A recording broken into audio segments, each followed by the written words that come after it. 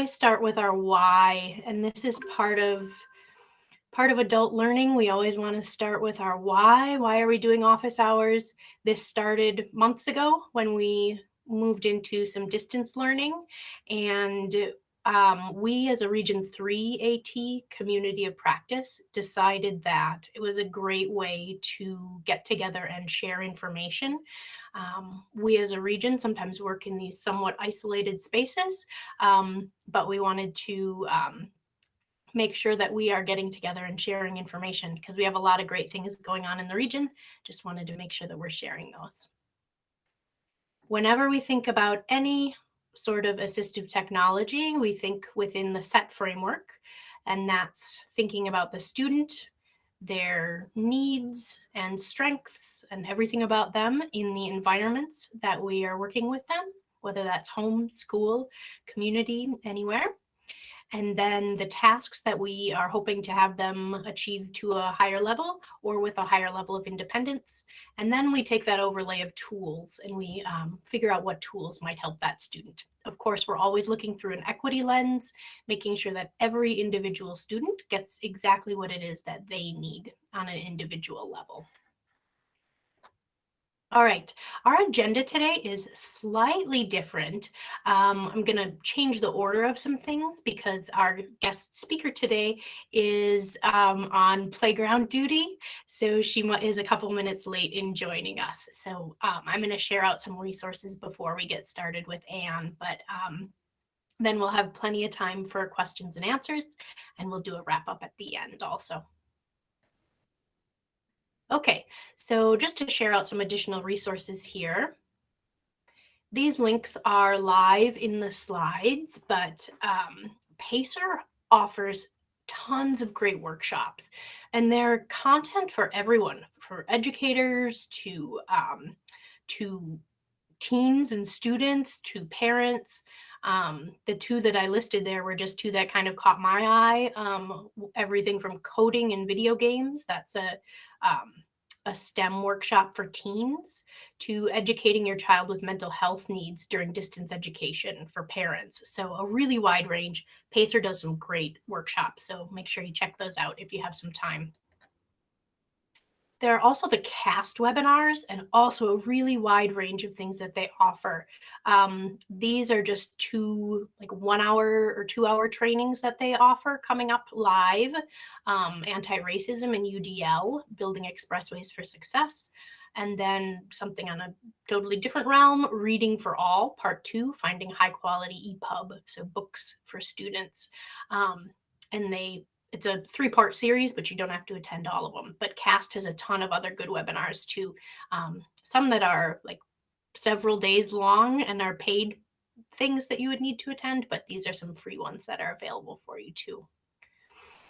Also, just keep in mind that every time when we record a session, we put it up on the Northland AT YouTube channel. So that's where we are storing all of these videos, and then the links to the slides are typically down in the content below. But also, as you know, these slides are shared out, and so that bit.ly address would be available. And that's just a link to last week's office hours. It was Chromebook accessibility with Greg Sumner. If you didn't participate in that one, that'd be a great one to take a look at. Had a pretty big attendance and some really good feedback on some ways that you can use your Chromebook in some novel ways to support students. All right. Next week, we have, here's a little advertising, Krista Sievertson. She's part of our Region 3 Assistive Technology Community of Practice.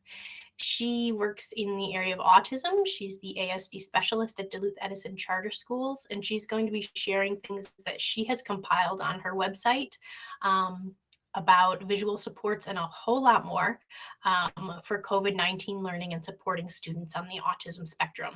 So you can click that link to register. I just emailed out the registration information this morning too. So feel free to register for that one. Since we have a long weekend this weekend, usually I send those out on Fridays and don't have them ready to go until then, but that one's all ready to go and get registered for. Then also, working on the wrong device here. Upcoming on these, we're rolling every Wednesday from 12 to 12:30. Again, you can register to make sure that you get the recorded session sent to you too. Next week again is Krista Sievertson. The week after, on October 28th, is Sherry Walker. She is from the Duluth Public Schools, a special education teacher, and she's going to be talking about Jamboard, which is the interactive whiteboard that is part of the Google G Suite and is now built into Google Meets. So she'll be talking about that. She talked about it in the spring too, but just kind of getting a follow-up on that piece. So that's on October 28th. So next week and the week after.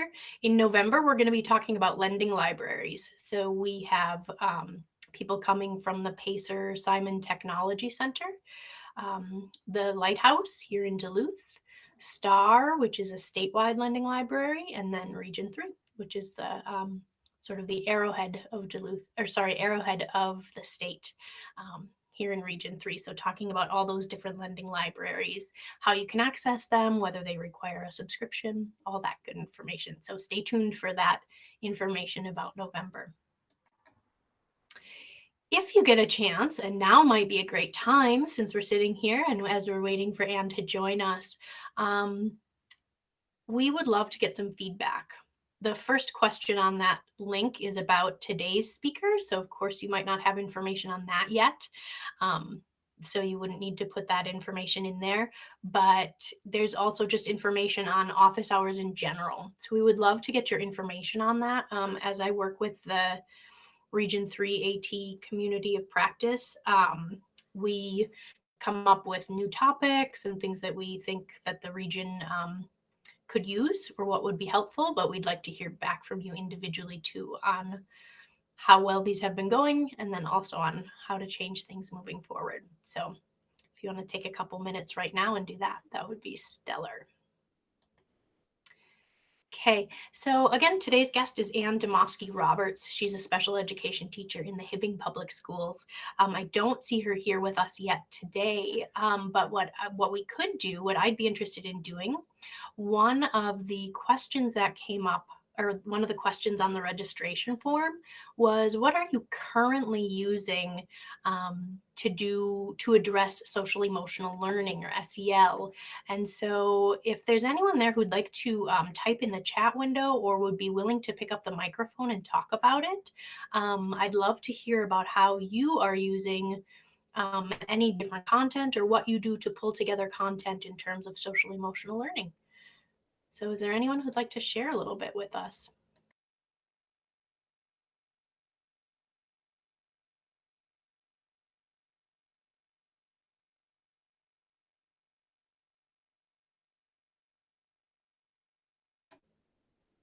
And just to share out a little bit of what what came back on the form, some of the things were the True Thought curriculum, which I know some of you are familiar with in the Duluth Public Schools. There's access to that. But many of you said, you're kind of pulling things together or teaching things in the moment. So it's not necessarily that there's a set platform or a set list of things, but that you're kind of pulling things together to address things in the moment. It looks like Anne just joined us. We'll give her a second to kind of get settled in, but I just saw a comment too from Kelsey saying, I know in DHH we are having weekly virtual social meetups across the district, which have been well attended. What a great way to address social emotional learning. So that's stellar.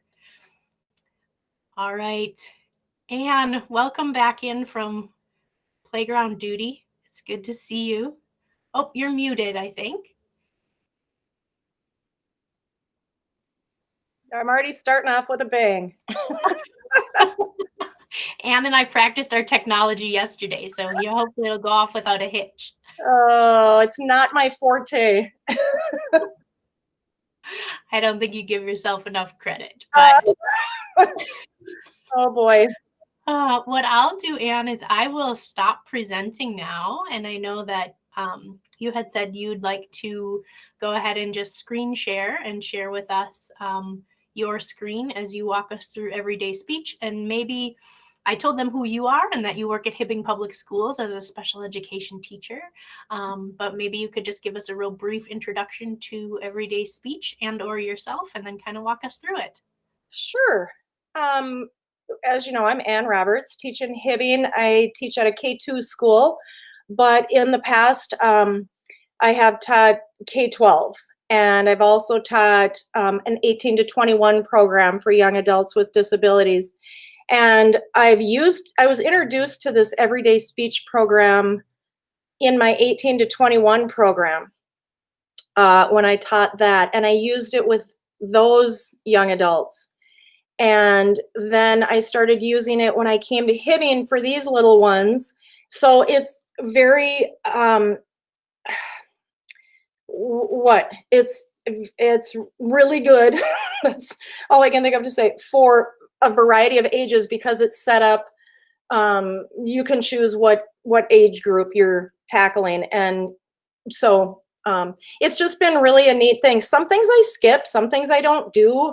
So I'll show you the different things that it has available. And I don't, like I said, I'm not real techie, but there's probably a lot more you can do with it than I even know about.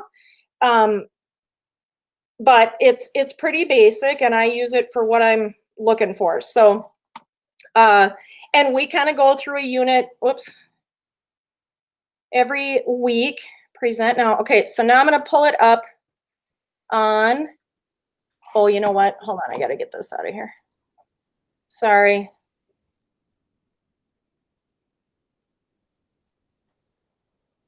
Oop, I think she may have just hung up on us. I think we'll give it a minute and hopefully Ann will come back and join us.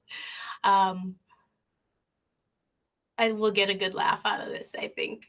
It's funny in these times of everything being online and in technology. I'm always, we get like, we get a little flustered when things don't go perfectly, but I'm often reminded that these happen in with any presentation. Oh, Ann, I'm glad you're back. You're muted. So there we go. Here I am. Oh my gosh. Okay. I was clicking out on things on my screen and I accidentally clicked out on this. Okay. Okay. Wait, now. Let me go back here. Oh, good Lord. There we go. Okay. Okay. Oh, and then I got to go like that and then share. Okay. Here it should be coming. Great. Yep, we see it. Great. Whew, all right. Okay. So this is what it looks like when you click on this full curriculum. And Julie and I were talking about this, and I'm not quite sure why it's called Everyday Speech, but because it kind of insinuates that it's a speech program, which maybe it originated that way. I'm not sure. But so when you click on the full curriculum right there, it brings up all the units that they have. And so these are all of the units that they have, and you don't have to go in order. I usually start with the emotional recognition one and work through the self-regulation, but whatever suits your needs. I've jumped down to use different units before. We've done the verbal or the nonverbal communication earlier on than 10. Sometimes I've needed, like when I was doing my 18 to 21 kids, I started with hygiene. So anyway, I'll pull up, and this is new, the COVID-19 they brought on last spring. And so I used a lot of that for my distance learning. It was really helpful.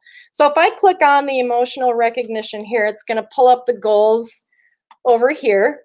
Here's my 2 different goals. So if I start with this identifying feelings, now it brings up these different units under there that I can choose from. I usually start at the beginning.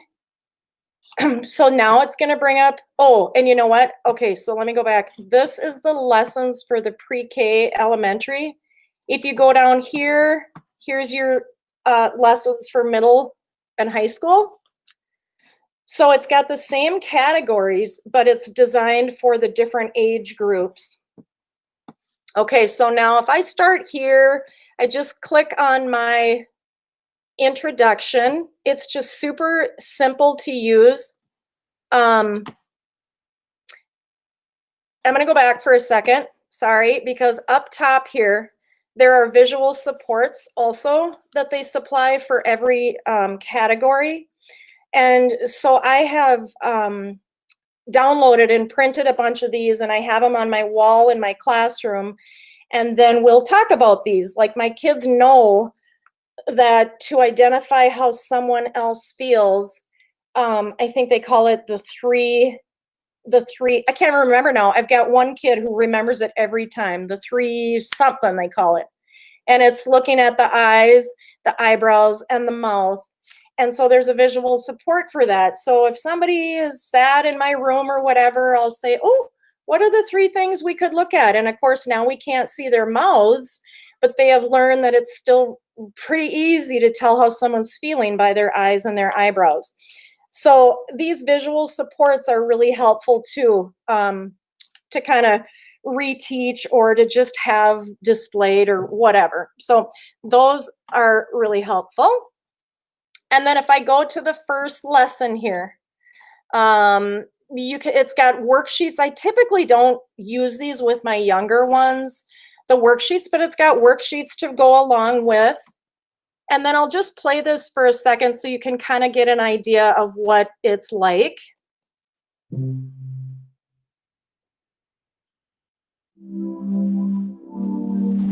can hear that, right?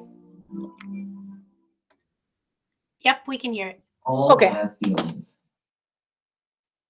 Feelings are the way your heart and body feel to you. Feelings change all day long. We might wake up feeling sleepy, then feel excited to go to school. After playing, we might feel angry that playtime is over.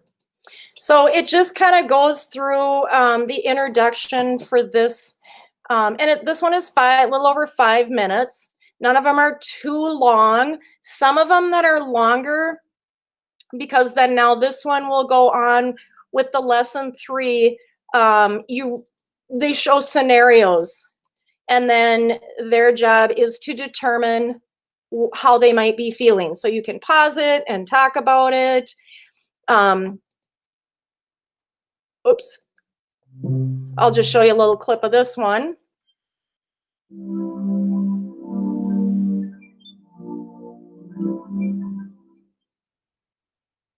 Sometimes it's hard to know how someone else is feeling.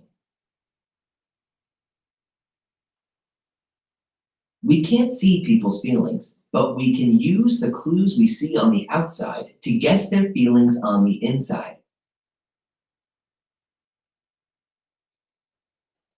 Anyway, so this will go on to show examples of real live kids, like here, in a scenario, and then we can stop it and discuss how they might be feeling.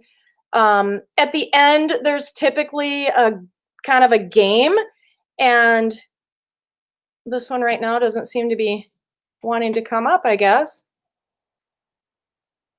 Huh. But you can choose to print things, or you can choose to do things oftentimes too right on the computer.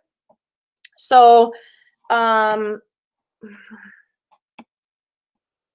me just go here for a second. This was a good one too. I still have kids, my first graders that I did this with last year, who are now second graders, say, oh, I need to switch tracks. So they really relate to it as far as how to handle things changing. This one is on, oh, we can't go out for recess today because it's raining. And so instead of getting upset about that, how can I switch tracks to really take a self-scan to see how I feel about that and what I can do to self-regulate myself so I don't get upset or whatever.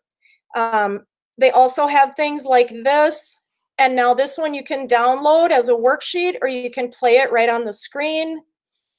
And so then you would just do it together and drag them over, that kind of thing. So that's sort of a fun way to do it. They really enjoy that. And then you can also browse all of the materials. So this will bring everything up, and you can also go in here and choose what skills you might want specifically, and then for what ages, and then it'll just pull up those activities relevant to that. And maybe you just want the videos, maybe you want all the activities, games only. I don't really know what that is. So you can scroll through. Sometimes I'll just pull this up and re-show something that I've already done. When you go, let's see, here's the COVID one. So this one's kind of neat. And again, there's the visual supports for each section that you're looking at. And I'm just trying to do this really quickly because I know our time is limited. So if, I'm rushing, that's why. So all these different activities, washing their hands, we've watched that one about 400 times, and all sorts of things for COVID here too. If you want to just search for an activity, maybe I just want to search for all the activities they have on feelings. And then it's going to bring up these. Maybe I just want to focus on feelings. I don't want to go through the different units, and they'll bring up all the different things having to do with feelings. And there's all sorts of them. And then over here, it'll tell you what age category it's designed for. So if I can do it, anyone can. It's really pretty simple to use. And it's been really beneficial for me and the kids that I have. They really love the videos. They're very tied into it. And I even had one kid last year who said to me, I'm going to start practicing some of this stuff at home. I'm going to self-regulate at home. And, he was carrying it into other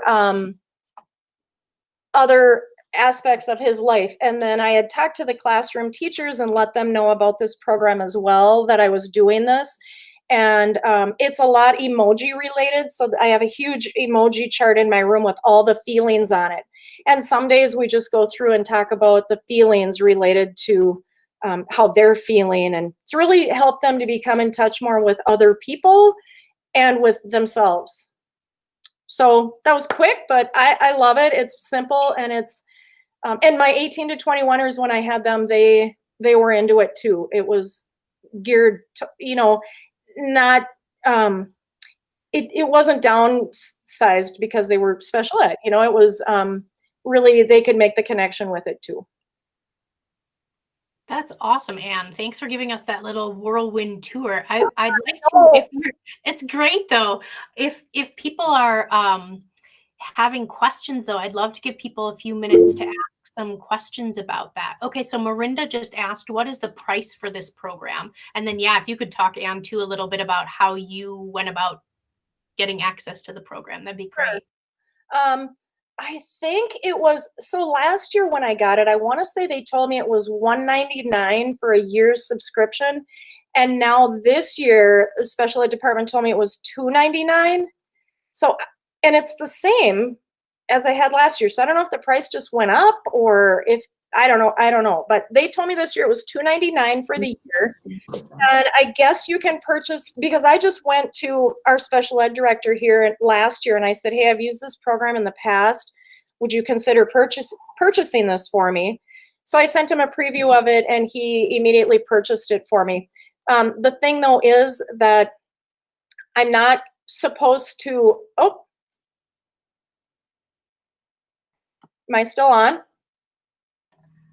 Yep, you're still on, Anne. Sorry, okay. Might have been something weird with the presentation thing. Okay. Sorry. My special ed director has asked me not to share, because then you set up your personal password and username. So it's just for me. I'm not supposed to share it with others, which I'd love to, because I said to him, can I give this to everybody? So everybody's supposed to have their own account, and he's more than willing to pay for others to have it within the special ed world over here. So from what I know, $299 for a year's subscription and individual purchases. And it looked like there was a 30-day trial too, so people could go in and Yes, play around right. and see what helped? Yep, that's right. I forgot about that. Yes. Cool. And then I suppose you could do a little downloading too if you were in that 30-day trial too and see what was helpful for you and if it would fit. Yeah, and the other thing I wanted to mention too, and I tried to do this yesterday and it didn't work for me, but there's one part in there where if you go to all the lessons, it lists on there that it shows a little tab on there that you can share this with home learners. Well, we use Seesaw for our distance learning, and so when I tried to share the link through Seesaw, it did not work. So it must just work with certain ones, but it did say on there like to share it through Zoom or a Google Meet or I don't even know what, some other thing. So when I share it with my distance learners, I sit there with my iPad and videotape the videos and then I send it that way. But apparently there, depending on what you use for your distance learning, there is a way without the family having to have the subscription. You can share the link with them through certain programs that you're using. Cool. That'd be super useful during distance learning. So Mhm. great. Yeah. All right. Any other questions? You can either type them in the chat window or pick up the mic and ask.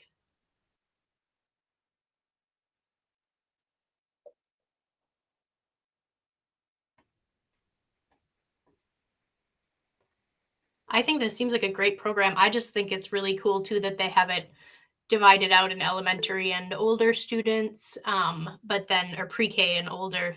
Um, but it seems like to reach such a wide range of students, that's a lot of content. Yeah, and I could have shown you an example, I suppose, of the high school ones, but it's basically the same concept. It's just designed for older kids. Yeah, absolutely. Great. Well, I think I will stop recording now in case there's anyone out there too who wants to ask a question but not